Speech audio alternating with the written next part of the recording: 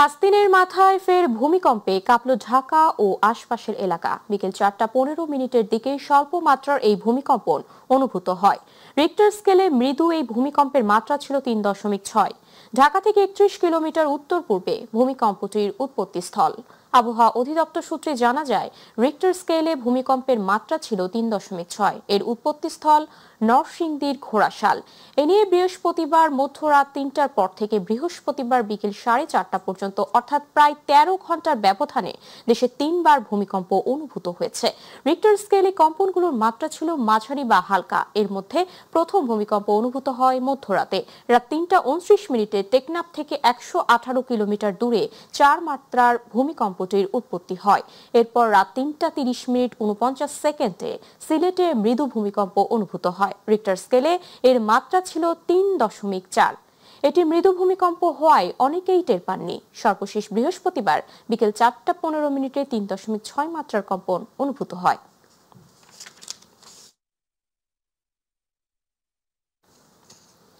টাঙ্গাইলের মধুপুর গড় সবুজের আবরণে মোড়া একটি ভূপ্রাকৃতিক উচ্চভূমি, অথচ গড়টি ঢাকার পাশের ভূমিকম্প ঝুঁকির অন্যতম বড় কেন্দ্র। 2007 সালে ঝুঁকি পর্যবেক্ষণে সেখানে স্থাপন করা হয়েছিল সিসমোগ্রাফ স্টেশন। বর্তমানে একটি গোলাকার ডিশ আকৃতির অ্যান্টেনা ছাড়া এর কোনো অস্তিত্ব নেই। বিশেষজ্ঞরা বলছেন, যে কোনো সময় এই ফল্ট নড়ে চড়ে উঠলে ক্ষতির পরিমাণ ভয়াবহ হতে পারে। শুধু টাঙ্গাইল নয়, ক্ষতিগ্রস্ত হবে রাজধানী ঢাকাও। প্রতিনিধি মোহাম্মদ আনিস খান পাঠানো তথ্য প্রতিবেদনে জানাচ্ছেন আতিকুর রহমান তিতাস। কয়েক বছর আগে টাঙ্গাইলের মধুপুরে স্থাপিত সিসমোগ্রাফ স্টেশনে আগুন লাগে, পুড়ে যায় মূল মনিটরিং মেশিন সহ গুরুত্বপূর্ণ যন্ত্রাংশ। এখন সেখানে শুধু পড়ে আছে একটি গোলাকার ডিশ আকৃতির অ্যান্টেনা, যা দিয়ে কোনো পর্যবেক্ষণই সম্ভব নয়। মধুপুরে গবেষণা ফল্টের ঝুঁকির উল্লেখ আছে, কিন্তু পর্যবেক্ষণের জন্য প্রয়োজনীয় যন্ত্রপাতি, দক্ষ জনবল নেই কোনো জরুরি প্রস্তুতিমূলক ব্যবস্থা। ফলে লাখো মানুষের জীবনযাত্রা চলছে অদৃশ্য এক ভূমিকম্প বোমার নিচে। গেল শুক্রবার টাঙ্গাইল সহ সারা দেশেই 5.7 মাত্রার ভূমিকম্প হয়। একদিন পর বাইপাইল ও ঢাকায় পরপর 3বার ভূমিকম্প হয়েছে, যা মধুপুর ফল্টের 100 কিলোমিটারের মধ্যে। ভূমিকম্পের ফলে মানুষের মধ্যে আতঙ্ক এখনো কাটেনি। বিল্ডিং গুলো কাঁপাকাঁপি শুরু হয়েছে, তার মানে আরো 1 মাত্রার বা মানে 5 ছিল তো 6 বা 7 হলে তো আমার মনে হয় বিল্ডিংটা ধসে পড়ে যায়। 6টি সিসমোগ্রাফ মেশিন বসানো হয়েছিল এই মধুপুর গণাঞ্চলে গবেষণা কর্মের জন্য, সেটিও সংরক্ষণ করে তারা রাখতে পারেনি। ভূমিকম্পে জনসাধারণকে সচেতন করতে সরকারকে উদ্যোগ নিতে হবে, তাই সিসমোগ্রাফ সেন্টারটি পুনর্নির্মাণ জরুরি বলে জানান স্থানীয়রা। বৈজ্ঞানিকদের মাধ্যমে বিভিন্ন আগাম বার্তার মাধ্যমে যেন আমরা সচেতন হতে পারি, তাহলে আমরা আরো উপকৃত হব। এই ভূমিকম্প নিয়ে আসলে অনেকে কাজ করে না, তারা বিভিন্ন বিষয় নিয়ে কাজ করে, কিন্তু সরকারকেই আসলে মেইন ভূমিকা এখানে পালন করতে হবে। সামাজিক যোগাযোগ মাধ্যমে প্রচারণার পাশাপাশি ভূমিকম্পের ভয়াবহতা চিন্তা করে সিসমোগ্রাফ প্রকল্পটি পুনরায় চালু করার জন্য ঊর্ধ্বতন কর্তৃপক্ষকে অবহিত করা হবে বলে জানালেন প্রশাসনের এই কর্মকর্তা। যেহেতু বহু আগের ছিল, প্রায় 20 বছর আগের, এটা আমরা চেষ্টা করব পুনরায় যেন এটা আবার করা যায় এবং আধুনিক প্রযুক্তি যতগুলো ব্যবহার করা যায় ওগুলো করে যেন আমরা মধুপুরকে সুরক্ষিত, পাশাপাশি টাঙ্গাইল ঢাকাকে সুরক্ষিত রাখতে পারি। মধুপুর ফল্টে যদি 6.5 বা তার বেশি মাত্রার ভূমিকম্প হয়, তা ঢাকা পর্যন্ত শক্তিশালী কম্পন হতে পারে। এতে ব্যাপক প্রাণহানি ঘটার আশঙ্কা রয়েছে বলে মনে করেন এই বিশেষজ্ঞ। এই বিগত কয়েক বছরের যে ঢাকা এবং তার আশেপাশে যে ভূমিকম্পন হচ্ছে, এটা আমাদের জন্য একটা বড় অ্যালার্ম, সতর্ক সংকেত বলে আমার কাছে মনে হয়, যে ভবিষ্যতেও বড় ভূমিকম্প এই অঞ্চলে হতে পারে এবং প্রচুর হতাহত হতে পারে। 2015 সালে এপ্রিল মাসে শক্তিশালী ভূমিকম্প হয়। সে সময় ভূমিকম্পে মধুপুরের বোকারবাইদ এলাকার 1 কিলোমিটার অংশে ফাটল দেখা দিয়েছিল। আতিকুর রহমান তিতাস, মাই টিভি। ক্ষমতার অপব্যবহার করে পূর্বাঞ্চলের রাজুকের প্লট বরাদ্দ নেওয়ার অভিযোগে করা 3 মামলায় ক্ষমতাচ্যুত প্রধানমন্ত্রী শেখ হাসিনাকে 21 বছরের কারাদণ্ড দিয়েছেন আদালত। এছাড়া তার মেয়ে সাইমা ওয়াজেদ পুতুল এবং ছেলে সজীব ওয়াজেদ জয়কে 5 বছর করে কারাদণ্ড দেওয়া হয়েছে। একই সঙ্গে 1 লাখ টাকা অর্থদণ্ড দেওয়া হয়েছে। বৃহস্পতিবার ঢাকার 5ম বিশেষ জজ মোহাম্মদ আবদুল্লাহ আল মামুন এই রায় ঘোষণা করেন। এস এম আরিফের রিপোর্ট। রাজুকের পূর্বাচল নিউটাউন প্রকল্পের অধীনে প্লট বরাদ্দের দুর্নীতির অভিযোগে শেখ হাসিনা সহ 29 জনের বিরুদ্ধে জানুয়ারিতে পৃথক 6টি মামলা করে দুর্নীতি দমন কমিশন। 6 মামলায় সাধারণ আসামি করা হয় শেখ হাসিনাকে। 31 জুলাই আসামিদের বিরুদ্ধে অভিযোগ গঠন করে বিচার শুরুর আদেশ দেন আদালত। দীর্ঘ বিচার শেষে বৃহস্পতিবার 3টি মামলার রায় ঘোষণা করা হলো। রায়ে শেখ হাসিনার 21 বছর এবং জয় পুতুলের 5 বছরের কারাদণ্ড দেন আদালত। অবাক হয়ে গেছে যে একটা দেশের প্রধানমন্ত্রী কিভাবে 4 বারের প্রধানমন্ত্রী উনি কিভাবে মিথ্যা হলফনামা এবং তথ্য গোপন করে জনগণের সম্পদ উনি মিথ্যাভাবে নিয়েছেন। পরবর্তীতে রায়ের বিরুদ্ধে ওনারা দুদক কমিশন উচ্চ আদালতে যাবেন কিনা সেটা শুধুমাত্র সিদ্ধান্ত নেওয়ার একমাত্র ক্ষমতা হয়েছে দুর্নীতি দমন কমিশনের। এই রায় ভবিষ্যৎ শাসকদের জন্য দৃষ্টান্ত হয়ে থাকবে বলে মনে করেন দুদকের আইনজীবীরা। আজকের এই রায়ের মাধ্যমে একটা দৃষ্টান্ত স্থাপন করলেন যে ভবিষ্যতে সরকার প্রধান হইলেও বা সরকার প্রধানের কন্যা হয়েও দুর্নীতির মাধ্যমে অর্জিত কোনো সম্পদ নিজের বলে রাখার সুযোগ নাই। উনি বলছে যে যেসব অনেকগুলো কাজ একসাথে হয় যেগুলো জনগণ সুবিধা পাবে, যাতে রাষ্ট্রীয় ক্ষমতা ব্যবহার না করে কেউ না নিতে পারে, দুর্নীতি করতে না পারে, সেই জন্য সে পর্যবেক্ষণ দিয়েছে যে এটা ওপেন লটারি হবে, সেই লটারিটা এবং সবাই যাতে দেখে। 3 মামলায় 23 জন আসামির মধ্যে গ্রেপ্তার রাজুক কর্মকর্তা খুরশিদ আলমের 1 বছরের কারাদণ্ড দিয়েছেন আদালত। আরেক আসামি গণপূর্ত মন্ত্রণালয়ের কর্মকর্তা সাইফুল ইসলাম সরকারকে খালাস দেয়া হয়। SM আরিফ, মাই টিভি, ঢাকা। আন্তর্জাতিক অপরাধ ট্রাইব্যুনালে গুমের 2 মামলায় ক্ষমতাচ্যুত প্রধানমন্ত্রী শেখ হাসিনার পক্ষে লড়বেন না স্টেট ডিফেন্স হিসেবে নিয়োগ পাওয়া সুপ্রিম কোর্টের জ্যেষ্ঠ আইনজীবী জেইদ আই খান পান্না আজ তার ভেরিফাইড ফেসবুক পেজ থেকে লাইভে এসে এই সিদ্ধান্ত জানান তিনি। 23 নভেম্বর বিচারপতি মোহাম্মদ গোলাম মর্তুজা মজুমদারের নেতৃত্বে 3 সদস্যের আন্তর্জাতিক অপরাধ ট্রাইব্যুনাল 1 তাকে শেখ হাসিনার পক্ষে রাষ্ট্রনিযুক্ত আইনজীবী হিসেবে নিয়োগ দেন। জেরাই পান্না আগে থেকেই শেখ হাসিনার পক্ষে মামলা লড়ার আগ্রহ প্রকাশ করেছিলেন। গত আগস্টেও তিনি জুলাই গণ অভ্যুত্থানের সময় সংঘটিত মানবতা বিরোধী অপরাধের একটি মামলায় শেখ হাসিনার পক্ষে আইনজীবী হতে চেয়েছিলেন, তবে সে সময় ট্রাইব্যুনাল 1 তার আবেদন খারিজ করেছিল। আদালতের প্রতি বঙ্গবন্ধু কন্যার আস্থা নেই, সে আদালতে তো আমি তাকে ডিফেন্ড করতে পারি না, উচিত না, অনৈতিক। তো সেই কারণে আমি ফর্মালি, যদিও আমি অ্যাপয়েন্টমেন্ট পাইনি, পেলে পরে তাকে ফর্মালি জানাবো, আর না পেলে পরে এখান থেকে জানিয়ে দিলাম যে আমি আদালতে অন্তত বঙ্গবন্ধু কন্যার পক্ষে বা তাকে ডিফেন্ড করার জন্য দাঁড়াবো না। জুলাই গণ অভ্যুত্থানে মানবতা বিরোধী অপরাধে শেখ হাসিনা ও আসাদুজ্জামান খান কামালের বিরুদ্ধে আন্তর্জাতিক অপরাধ ট্রাইব্যুনালের দেয়া আমৃত্যু কারাদণ্ডের বিরুদ্ধে আপিল করবে প্রসিকিউশন। এই কথা জানান প্রসিকিউটর গাজী মনোয়াম হোসেন তামিম। নির্ধারিত 30 দিনের মধ্যেই আপিল হবে বলে জানান তিনি। ট্রাইব্যুনালে আজ 4টি মামলার সাক্ষ্য গ্রহণ, জেরা ও শুনানি অনুষ্ঠিত হয়। জুলাই গণ অভ্যুত্থানে রংপুরের আবু সাইদ হত্যা মামলার ঘটনায় পরবর্তী সাক্ষ্য গ্রহণের দিন 9 ডিসেম্বর ধার্য করেছেন ট্রাইব্যুনাল 2। এদিকে চাংখারপুলে সংঘটিত শহীদ আনাজ সহ 6 হত্যাকাণ্ডের ঘটনায় শেষ সাক্ষী মামলার প্রধান তদন্ত কর্মকর্তার জেরা সম্পন্ন করেন ট্রাইব্যুনাল 1।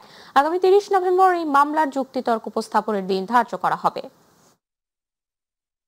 আমরা প্রাথমিকভাবে সিদ্ধান্ত নিয়েছি যে অভিযোগে সাবেক প্রধানমন্ত্রী শেখ হাসিনা এবং সাবেক স্বরাষ্ট্রমন্ত্রী আসাদুজ্জামান খান কামাল সাহেবকে আমৃত্যু কারাদণ্ড প্রদান করা হয়েছে, এই দুটি অভিযোগের বিরুদ্ধে প্রসিকিউশনের পক্ষ থেকে অ্যাপিলেট ডিভিশনে অ্যাপিল করা হবে এই শাস্তি বাড়িয়ে মৃত্যুদণ্ড করানোর জন্য। দুর্নীতি দমন কমিশন অধ্যাদেশ 2025-এর খসড়া চূড়ান্ত অনুমোদন দিয়েছে উপদেষ্টা পরিষদ। রাজধানীর ফরেন সার্ভিস একাডেমিতে এক প্রেস ব্রিফিংয়ে এই তথ্য জানিয়েছেন প্রেস সচিব শফিকুল আলম। নতুন অধ্যাদেশে দুর্নীতি দমন কমিশনের কর্মকর্তাদেরও নিয়মিত সম্পদের হিসাব দেওয়ার বিধান রাখা হয়েছে। এছাড়া জাতীয় মানবাধিকার অধ্যাদেশ 2025-এর সংশোধনী অধ্যাদেশ এবং সারা দেশে ভবন নির্মাণে আইন শৃঙ্খলা আনতে করণীয় নিয়ে আলোচনা হয়েছে বলে জানিয়েছে প্রেস সচিব। বিস্তারিত আফজাল হোসেনের রিপোর্টে। দেশের সাম্প্রতিক বিভিন্ন ইস্যুতে বৈঠক করেছে উপদেষ্টা পরিষদ। এতে নেতৃত্ব দেন প্রধান উপদেষ্টা ডক্টর মোহাম্মদ ইউনূস। ক্যাবিনেট একটা অনেক লম্বা একটি ডিসকাশন করেছিলেন। বৈঠকে দেশের দুর্নীতি নিয়ন্ত্রণে বেশ কিছু সিদ্ধান্ত নেওয়া হয়েছে। এছাড়া চূড়ান্ত অনুমোদন দেওয়া হয়েছে দুর্নীতি দমন কমিশন অধ্যাদেশ 2025-এর। দুর্নীতি দমন কমিশনের কাজের প্রতিবেদন এখন থেকে তারা 6 মাস ষান্মাসিক, মানে 6 মাসে অনলাইনে পোস্ট করবেন। দুর্নীতি কমিশনের যে অফিসার বা যারা এই সরাসরি এই দুর্নীতি দমনের সাথে সম্পৃক্ত তাদের সম্পদের হিসাব দিতে হবে। দেশের সব ভবন নির্মাণে শৃঙ্খলা আনতে রাজুকের মতো প্রতিষ্ঠান করা যায় কিনা সে বিষয়ে আলোচনা হয়েছে। রাজধানী উন্নয়ন কর্তৃপক্ষ অধ্যাদেশ 2025-এর এটা একটা খসড়া নীতিগত ও চূড়ান্ত অনুমোদন হয়েছে। অনেক ক্ষেত্রে এই খেলার মাঠগুলোকে আমরা নষ্ট করে ফেলি। তারপরে একটা ভূমির তো বিভিন্ন রকমের বিন্যাস থাকে, এটা কি জলাভূমি নাকি এটা উঁচু ভূমি, তো দেখা যায় যে ওই জায়গাটা অনেকে চেঞ্জ করে এটাকে রাজুকের ভিতরে এটাকে বিভিন্ন ধরনের স্থাপনা তৈরি করেন। যারা এই ট্রাফিকিংয়ের সাথে জড়িত হবেন, যাদেরকে সাসপেক্ট করা হবে এবং এটা কোর্টের নির্দেশে তাদের ব্যাংক হিসাব নিষ্ক্রিয় করা, তাদের সম্পদ আটক করা এবং তদন্ত পর্যায়ে প্রয়োজনীয় অভিযুক্তদের বিদেশ গমনে বাধা দান করা, এগুলো মেজারুল এই লতে থাকবে। এছাড়া অন্তর্বর্তী সরকার রোহিঙ্গা সংকট নিরসনে যেসব পদক্ষেপ নিয়েছে পরের সরকার সেগুলোর ফল পাবে বলে জানিয়েছেন প্রেস সচিব। অক্টোবর 2023 থেকে এখন পর্যন্ত 1.5 লক্ষের মতো এসছে। আফজাল হোসেন, মাই টিভি, ঢাকা। নির্বাচনে সেনাবাহিনী কোন দায়িত্ব পালন করবে তা এখনো চূড়ান্ত হয়নি, তবে 28 ফেব্রুয়ারি পর্যন্ত ম্যাজিস্ট্রেসি পাওয়ার নিয়ে মাঠে থাকবে। নির্বাচনী আইন শৃঙ্খলা পরিস্থিতি নিয়ন্ত্রণে নেতৃত্ব দিবে স্বরাষ্ট্র মন্ত্রণালয়। দুপুরে রাজধানীর আগারগাঁওয়ে নির্বাচন ভবনে আইন শৃঙ্খলা বাহিনীর সঙ্গে বৈঠকে শেষে এসব কথা জানান এসএস সিনিয়র সচিব আক্তার আহমেদ। তিনি বলেন, সুষ্ঠু সুন্দর সার্বিক নির্বাচন করতে আইন শৃঙ্খলা বাহিনীকে নির্দেশ দেওয়া হয়েছে। এর ব্যত্যয় হলে কাউকে ছাড় দেওয়া হবে না। আরো জানাচ্ছে মেপ্তাগালে। ত্রয়োদশ জাতীয় সংসদ নির্বাচনকে সামনে রেখে দুপুরে রাজধানীর আগারগাঁওয়ের নির্বাচন ভবনে প্রধান নির্বাচন কমিশনার এএমএম নাসিরউদ্দিনের নেতৃত্বে আইনশৃঙ্খলা বাহিনীর সঙ্গে বৈঠকে বসে কমিশন। বৈঠক শেষে নির্বাচন কমিশনের সিনিয়র সচিব আক্তার আহমেদ জানান, আইনশৃঙ্খলা বাহিনীর নিয়ন্ত্রণে নেতৃত্ব দিবে স্বরাষ্ট্র মন্ত্রণালয়। সংশ্লিষ্ট বিষয়, দ্যাট ইজ আইনশৃঙ্খলা বিষয়ে লিড মিনিস্ট্রি হিসেবে স্বরাষ্ট্র মন্ত্রণালয় দায়িত্ব পালন করবে। তারা গাইডলাইন্স, প্রিন্সিপালস যেগুলো আছে, কিভাবে কি কাজ করবেন না করবেন সে সম্পর্কে তারা অন্যান্যবারের মতন দিক নির্দেশনা দিবেন। ইলেকশন কমিশনে আমরা ওভারঅল মনিটরিং এবং কোঅর্ডিনেশনটা আমরা দেখব। একটা সুষ্ঠু সুন্দর সার্বিক উৎসবমুখর পরিবেশের নির্বাচনকে বাস্তবায়ন করার জন্য সর্বাত্মক সহযোগিতা সবাইকে করতে হবে এবং নিজস্ব দায়িত্ব নিজের আওতায় পালন করতে হবে, কাউকে কোনো ছাড় দেওয়া হবে না। তিনি আরো জানান, আইনশৃঙ্খলা বাহিনীর প্রতিনিধিদের সাথে কমিশন তাদের নিজস্ব পরিকল্পনা জানিয়েছে। কেন্দ্রে থাকতে হবে কি স্ট্যাটিক হিসেবে, নাকি আপনার কোনো এক জায়গায় রিজার্ভ ফোর্স হিসেবে থাকবে, নাকি স্ট্রাইকিং ফোর্স হিসেবে থাকবে, এটা ওনারা গ্রাজুয়ালি তৈরি করে নেবেন। এটা আমরা রেফারেন্স পয়েন্টগুলো বলে দিয়েছি যে আমাদের প্রয়োজনটা হচ্ছে এইভাবে, আপনারা এইভাবে ডেপ্লয়মেন্ট প্ল্যানটা করেন। কতজনা থাকবেন, কিভাবে থাকবেন না থাকবেন, এটা আরো পর্যায়ক্রমে ভাবে আমাদের কাছে আসবে। তিনি বলেন, আইন শৃঙ্খলা নিয়ন্ত্রণে ভোটের আগ থেকে বাহিনীর পক্ষ থেকে চেকপোস্ট বসানো হবে। পাশাপাশি নির্বাচনে এআই সহ ডিজিটাল অপতথ্য রোধে সাইবার সিকিউরিটি সেল করবে নির্বাচন কমিশন। ইসি সচিব বলেন, আচরণবিধি মানার বিষয়ে শুরু থেকে জোর দিচ্ছে নির্বাচন কমিশন। মিফতা গালিব, মাই টিভি, ঢাকা। ছাত্র উপদেষ্টা ছাড়াও অন্তর্বর্তী সরকারের সঙ্গে যুক্ত অনেকেই নির্বাচন করবেন বলে দাবি করেছেন স্থানীয় সরকার, পল্লী উন্নয়ন ও সমবায় উপদেষ্টা আসিফ মাহমুদ সচিব ভুইয়া। বৃহস্পতিবার সচিবালয়ে সাংবাদিকদের আলাপকালেই দাবি করেন তিনি। আসিফ মাহমুদ বলেন, তিনি নিজে নির্বাচনে অংশ নেয়ার ঘোষণা আগেই দিয়েছেন। তবে ছাত্র উপদেষ্টা ছাড়াও অন্তর্বর্তী সরকারের সঙ্গে যুক্ত রয়েছেন এমন আরো অনেকেই নির্বাচন করতে পারেন। নির্বাচনে অংশগ্রহণ করার আগে তিনি পদত্যাগ করবেন বলেও জানান। নির্বাচন করব ঘোষণা দিয়েছি, নির্বাচন কোথা থেকে করবো এখনো ঘোষণা দেয়নি। শুধু আমরা দুইজন ছাত্র উপদেষ্টা না, আরো যারা সরকারের বিভিন্ন ভাবে জড়িত আছেন আরো কেউ কেউ নির্বাচন করবেন এমন কথাও আছে। এটা এমন কোনো আইন নাই বা এরকম কোনো বিধিনিষেধ নাই যে আসলে নির্বাচনে অন্তর্বর্তীকালীন সরকারের উপদেষ্টা বা কেউ নির্বাচনে অংশগ্রহণ করতে পারবে না। তবে আমরা মনে করি এটা স্বার্থের সংঘাত ঘটায় এই পদে থেকে নির্বাচন করা। আমরা মনে করি যে বা যারাই নির্বাচনে অংশগ্রহণ করবে তাদেরকে অবশ্যই এই নির্বাচনী কার্যক্রমে ঢুকে যাওয়ার আগেই পদত্যাগ করার প্রয়োজন।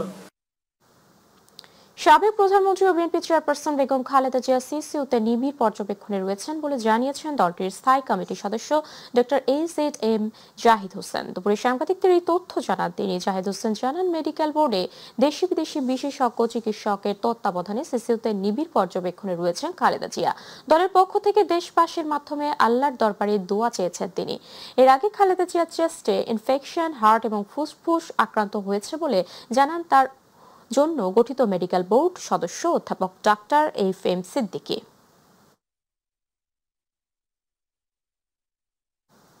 হাসপাতালে চিকিৎসাধীন বিএনপি চেয়ারপারসন বেগম খালেদা জিয়ার সুস্থতা কামনায় শুক্রবার সারা দেশে বাদ জুমা বিশেষ দোয়া মোনাজাতের আয়োজন করেছে বাংলাদেশ জাতীয়তাবাদী দল বিএনপি।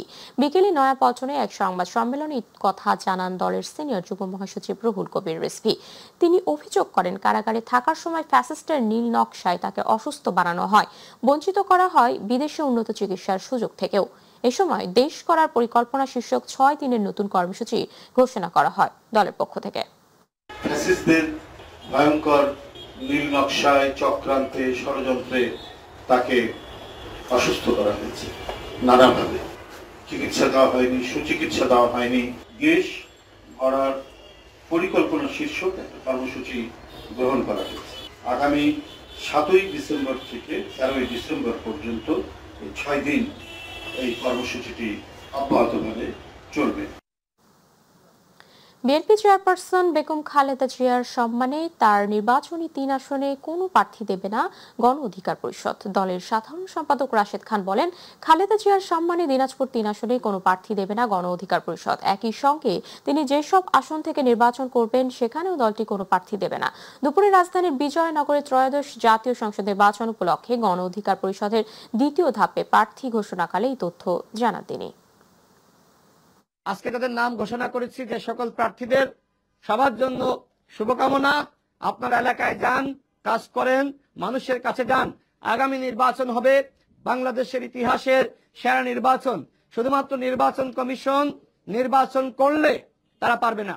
নির্বাচন কমিশনকে রাজনৈতিক দল হিসেবে প্রত্যেকটা দলকে সহযোগিতা করতে হবে, বাংলাদেশের জনগণকে সহযোগিতা করতে হবে এবং সরকারকে অনতিবিলম্বে নির্বাচনের সেরা পরিবেশ তৈরি করতে হবে।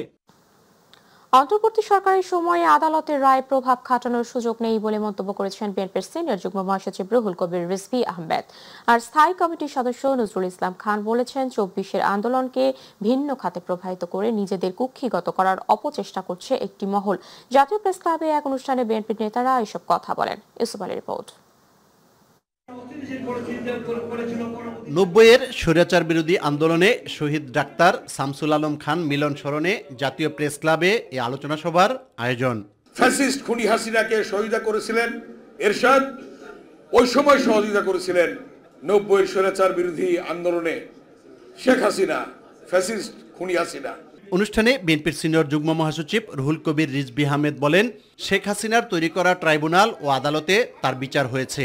একনায়কদের তো কোনো আইন লাগে না, একনায়করা কোনো আদালতের তোয়াক্কা করে না, কারণ তাদের হাতে থাকে রাষ্ট্র ক্ষমতা এবং এই অবৈধ রাষ্ট্র ক্ষমতা দিয়ে তারা দেশের আইনকে নিজেদের স্বার্থে কাজে লাগায়। এটা এরশাদও যেমন করেছে, হাসিনাও তেমনি করেছে। আজকে প্লট বরাদ্দের মামলায় তার নাকি 21 বছরের সাজা হয়েছে। বর্তমান অন্তর্বর্তীকালীন সরকার, তার আমলে আইন আদালত, এখানে কোনো হস্তক্ষেপের কারো সুযোগ নেই। রাজনৈতিক দলগুলো তাদের সেখানে যে প্রভাব বিস্তার করার কিছু নেই, সেখানে তার সাজা হয়েছে। বিএনপির স্থায়ী কমিটির সদস্য নজরুল ইসলাম খান বলেন, রাষ্ট্র পরিচালনায় অভিজ্ঞতা বিবেচনা করে আগামী নির্বাচনে বিএনপিকে বেছে নেবে দেশের মানুষ। রাষ্ট্রযন্ত্রের চেয়ে মূল্যবান, রাষ্ট্রযন্ত্রের চেয়ে জটিল কোনো যন্ত্র কোনো দেশে নাই। আর সেই যন্ত্র পরিচালনার দায়িত্ব যারা চান, তাদের সক্ষমতা, তাদের অভিজ্ঞতা, এটা তো বিবেচনার বিষয় নাকি। আর আগামী নির্বাচনে যারা অংশগ্রহণ করছে তাদের মধ্যে আরেকটা দল আছে যে যারা আমাদের সঙ্গে সরকারে ছিল, কিন্তু যখন সমালোচনা করে তখন আর কি ভাবটা এই যে তারা কোনোদিন কোনো সরকারে ছিল না, আর কি একেবারে নিরপরাধ আর কি সব। ইউসুফ আলী, মাইটিভি, ঢাকা।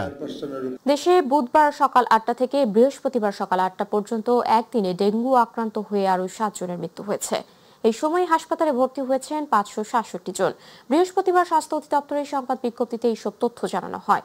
এতে বলা হয়েছে গত একদিনে ডেঙ্গু আক্রান্ত হয়ে 567 জন রোগী হাসপাতালে ভর্তি হয়েছেন।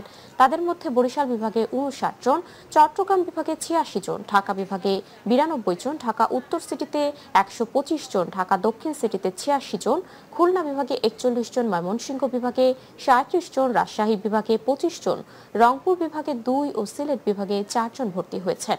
এই বছরের জানুয়ারি থেকে এখন পর্যন্ত সব মিলিয়ে 92,784 জন রোগী হাসপাতালে ভর্তি হয়েছেন। চলতি বছর এখন পর্যন্ত ডেঙ্গুতে মৃত্যু হয়েছে 377 জনের। দেশীয় প্রজাতির প্রাণী সম্পদ সংরক্ষণ, উন্নয়ন ও উৎপাদনের মাধ্যমে খাদ্যে স্বয়ংসম্পূর্ণতা অর্জনের লক্ষ্যে কাজ করছে সরকার। জাতীয় প্রাণী সম্পদ সপ্তাহ 2025-এর উদ্বোধনী র্যালি শেষে এই কথা জানান মৎস্য ও প্রাণী সম্পদ উপদেষ্টা ফরিদা আক্তার। সকালে বর্ণাঢ্য র্যালির মধ্যে দিয়ে উদ্বোধন করা হয় এই সপ্তাহের মানিক মিয়া এভিনিউ থেকে শুরু হয়ে শেরে বাংলা নগর মাঠে গিয়ে শেষ হয় র্যালিটি। এই সময় উপদেষ্টা বলেন, অনিরাপদ বিদেশি প্রাণীজ সম্পদ আমদানির পক্ষে নয় সরকার, তাই দেশীয় প্রাণীজ সম্পদ উৎপাদনের মাধ্যমে শুধু দেশের চাহিদা নয়, বিদেশেও এর বাজার সৃষ্টি করার লক্ষ্য নিয়ে আগাচ্ছে সরকার।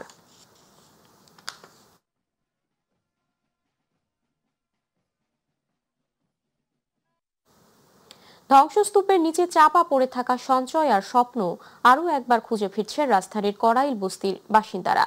এটি যেন তাদের নিয়তি। তাদের দাবি, প্রকৃত ক্ষতিগ্রস্ত ব্যক্তি বা পরিবারের হাতে হাতে যেন সহায়তা তুলে দেয়া হয়।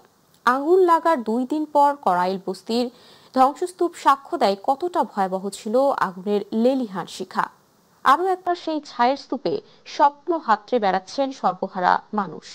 শিমুল খানের রিপোর্ট।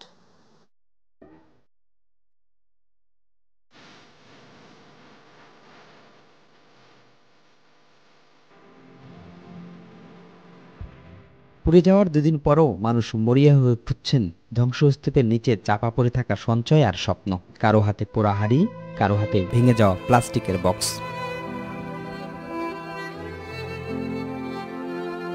করাইল বস্তির বউবাজার এলাকায় বাসিন্দা মর্জিনা পুড়ে যাওয়া ঘর দেখছেন অশ্রু সজল চোখে। নিমিষেই 2 চোখ দিয়ে নিজের কষ্টে গড়া ঘর পুড়তে দেখেছেন। শুধু মর্জিনা নয়, এরকম হাজারো মানুষের স্বপ্ন পুড়েছে করাইলে। এবার এটা আমার 30টা রুম ছিল, সবগুলাই পুড়ে গেছে। কোনো কিছু বের করতে পারি নাই, জানটা নিয়ে বের হয়েছি। এখন তো আমরা নিঃস্ব হয়ে গেলাম। গ্যাসের সিলিন্ডার আছে না, সিলিন্ডার থেকে আগুনটা লাগবে। ওই সিলিন্ডার আগুন লাগতে মনে করেন ব্রাস্ট হইয়া পুরা চতুর্দিকে আগুন ছড়াই গেছে। বাড়ি আমার ক্ষতি হয়ে গেছে, পুড়িয়া কিছুই বাইর করতেই নেই, শুধু নিজেই বাইরেই গেছি। একই গল্প শাকিলের।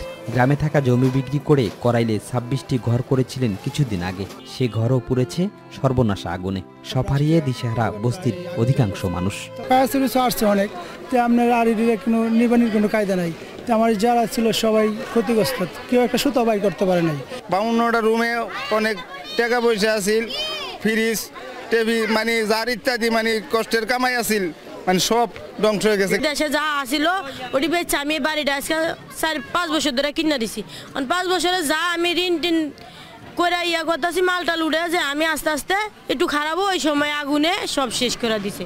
এদিকে আগুনের বিধ্বস্ত করাইল বস্তিতে বিভিন্ন সংগঠনের পক্ষ থেকে খাবার বিতরণ করা হচ্ছে, দেওয়া হচ্ছে চিকিৎসা সরঞ্জাম। গত মঙ্গলবার বউবাজারে একটি ঘর থেকে বিকেল 5টা 22 মিনিটে আগুনের সূত্রপাত। ফায়ার সার্ভিস কর্মীদের প্রাথমিক হিসাব অনুযায়ী প্রায় 1,500 ঘরবাড়ি পুড়েছে সেখানে। শিমুল খান, মাই টিভি, ঢাকা।